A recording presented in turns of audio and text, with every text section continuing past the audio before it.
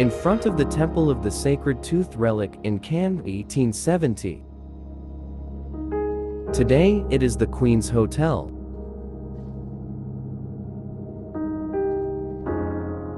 Colonial Ceylon, Mr. Richard, an engineer of the railway construction during the colonial era, traveling to his worksite by a horse carriage.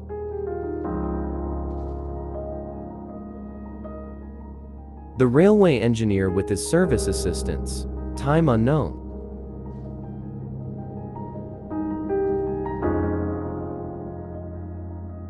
In the past, it was not easy to listen to a song in Ceylon. Radios were rare and only occasionally found in some homes, making music a special treat. Songs were often played at events like weddings and religious ceremonies, where those who could afford it would rent loudspeakers to play music. In addition, songs were also broadcast during village fairs. Children of that era would often follow vehicles with loudspeakers playing music for a considerable distance, captivated by the melodies.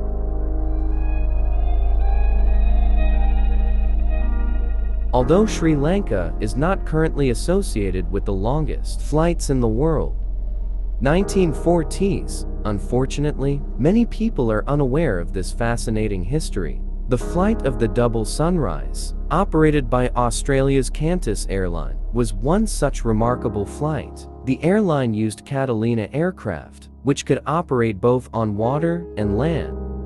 The first flight on this route, from Australia to Kogala, Sri Lanka, began on June 29, 1943, 1 years ago.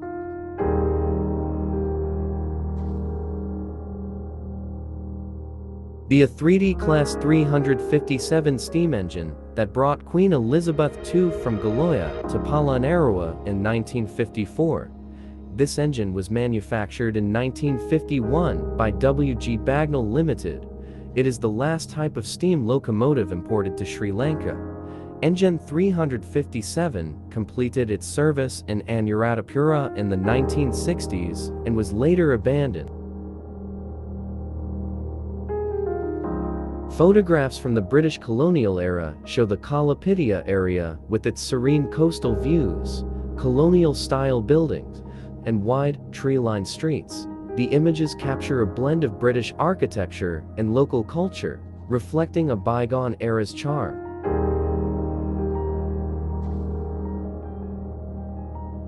Delft Island, also known as Netanthevu, is part of the Jaffna archipelago in Sri Lanka and holds a unique historical significance from the Portuguese era.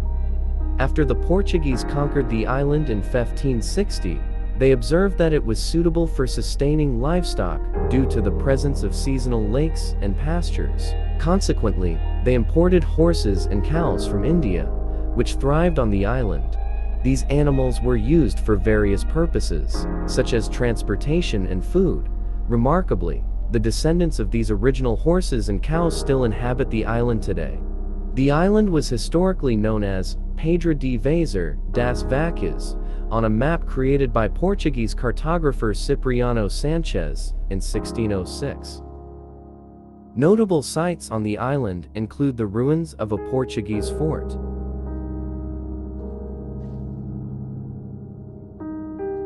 The Sinhalese Kandyan chief and his family of 1870 depicts a prominent figure from the British colonial era in Sri Lanka.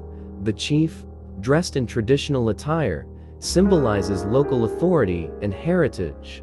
The family's clothing and demeanor reflect the fusion of cultural pride amidst colonial rule's influence during that time. Alagala Estate, situated at 4,500 feet in the Utapasalawa, was established in the late 1870s, originally spanning 245 acres of cinchona and coffee. The estate's size fluctuated due to multiple ownership changes until the mid-1880s. In 1886, John Patterson acquired the estate and introduced tea cultivation to replace coffee, which had been devastated by disease. Alagala eventually stabilized at around 300 acres, with over 250 acres dedicated to tea. Despite its small size, The estate became notable under Patterson and later his sons, Hubert and Charles. Alagala continues to be a productive and respected tea estate with a rich history of ownership. Honing cattle involves marking the skin of the animals and then honing, a traditional practice from Old Ceylon.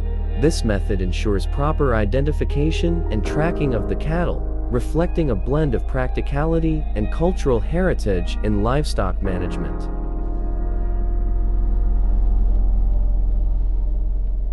In the 1890s, Ceylon, double block carts revolutionized transport, enhancing the efficiency of moving goods and people.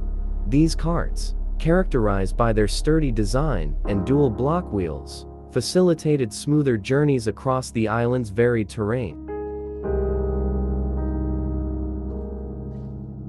An old photograph of the Panavidia Ambalema, year unknown. Old photograph. This is the old town of Muskelia, which was submerged under the Mosakel Reservoir in 1968. The bridge visible in the old photograph is the Kavadi Bridge, also known as the Aruku Bridge. This road was the old Muskelia Sripada route. Below it flows the Muskelioa, which carries water to the Mosakel Reservoir.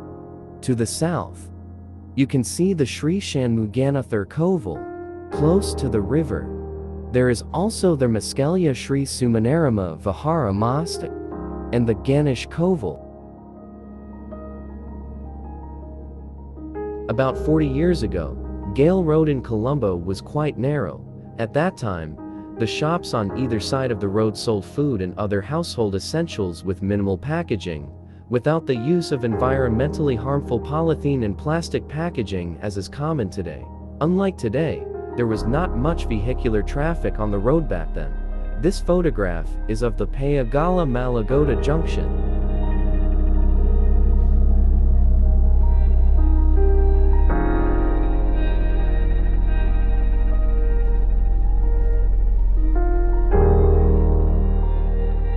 The education system in colonial Ceylon, now Sri Lanka, was initially geared towards an elite minority, with the majority remaining illiterate.